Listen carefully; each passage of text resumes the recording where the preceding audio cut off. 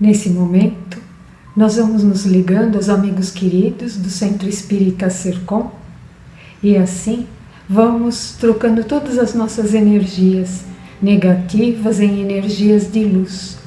Nesse momento, nós nos conectamos com os ensinamentos de Jesus e hoje a lição de Emmanuel nos diz seguir a verdade. Emmanuel traz uma epístola de Paulo aos Efésios, dizendo assim: antes, seguindo a verdade com caridade, cresçamos em tudo naquele que é a cabeça, o Cristo.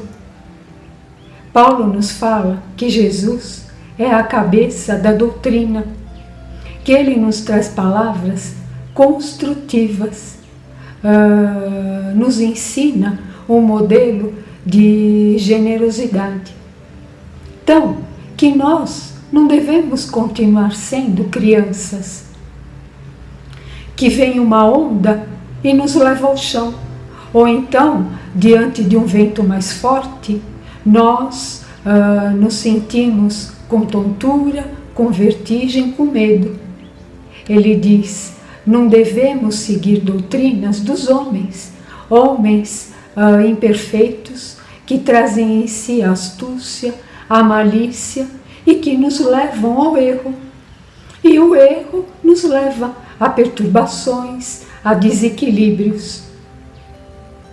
Então, Emmanuel nos diz assim: cada um traz em si uma verdade, a verdade relativa. Nós falamos assim: eu sigo a minha cabeça.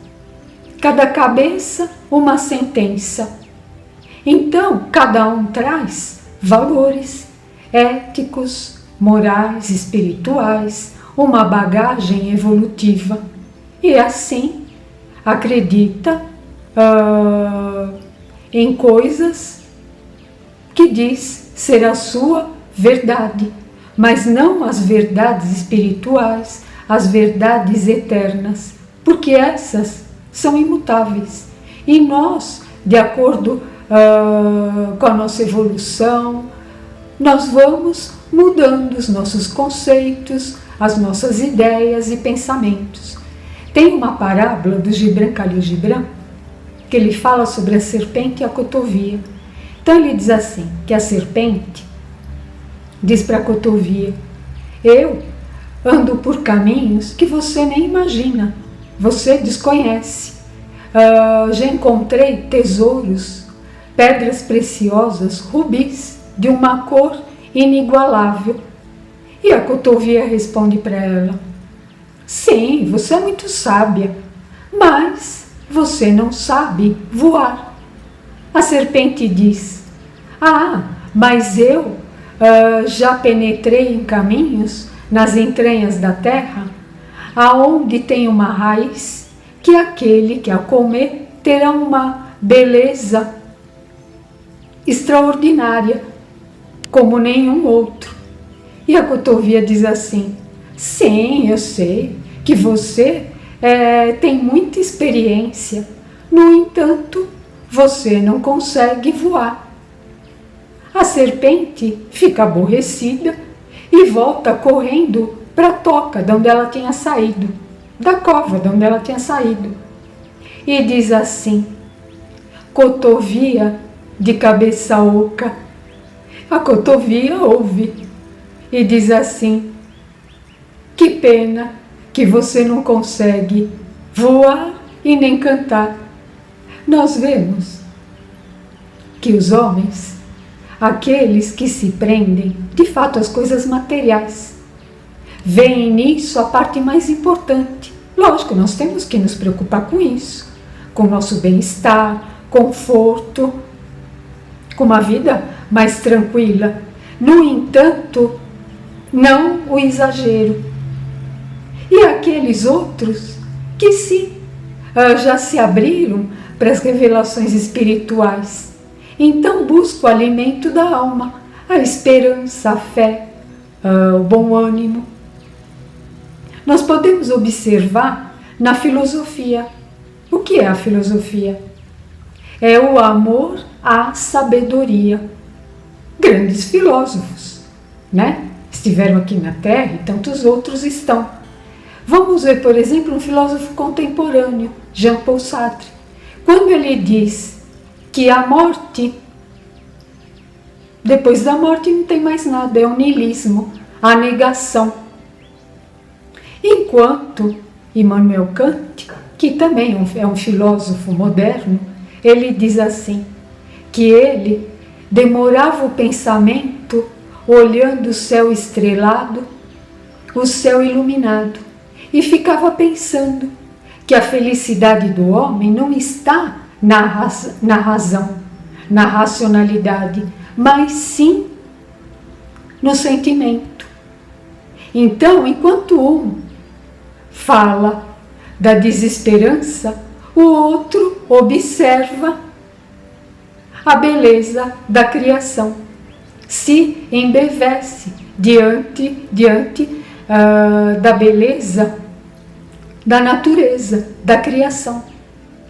E nós podemos perceber isso, que muitas vezes nós agimos pela razão.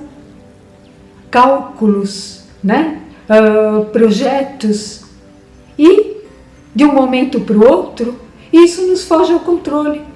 E tudo acontece de maneira que a gente nem poderia supor. De maneira que nós vemos, sim, vem de uma forma precisa, boa, muito melhor do que nós estávamos pensando, imaginando, supondo. Então, aquele que ama a sabedoria, ele também tem que ter a caridade. Quando absorve o conhecimento, levar esse conhecimento adiante para aqueles que estão precisando ouvir, mudar, reciclar os pensamentos. Emmanuel coloca assim, que os cientistas, muitos, são fanáticos, são homens de pensamento, de saber, de perseverança, de estudo. No entanto, se apegam a dogmas, abraçam a dogmas e deixam de se abrir para uma ideia nova, para uma outra realidade, para um pensamento diferente, como hoje nós costumamos dizer. É sair da caixinha, porque não existe só quadrado, existem outras formas geométricas para observarmos, compreendermos e entendermos. É abrir o nosso ângulo de visão, o nosso entendimento, a nossa compreensão.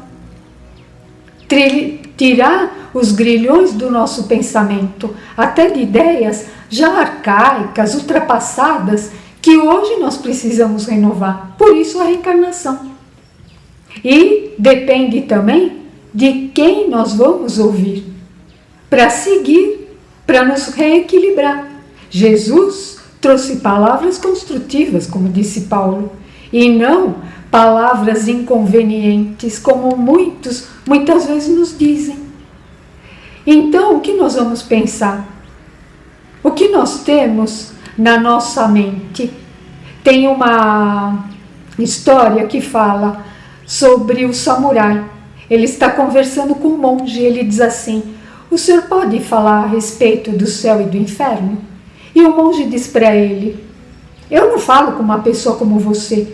Olha como você está mal cheiroso, mal arrumado, essa espada enferrujada. O samurai levanta a espada no mesmo momento para agredir o monge.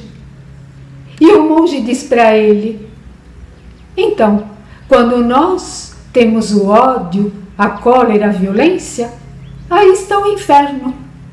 O samurai, ouvindo, coloca a espada no lugar, numa atitude de respeito.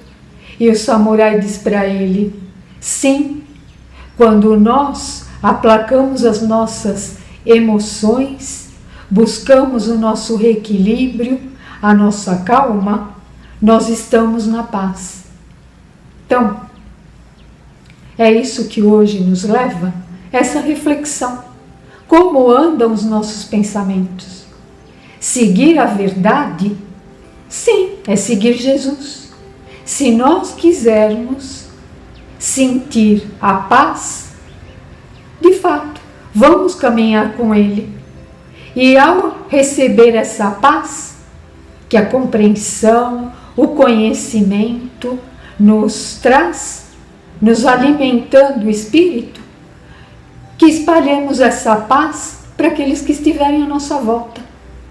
Porque, do contrário, aquilo que tem dentro de nós, nós haveremos de espalhar. Então, que nós possamos semear, sim, a paz, o paraíso. Então, que seja para nós uma semana, tempos de muita paz, de muito entendimento, de muita compreensão entre todos. Graças a Deus.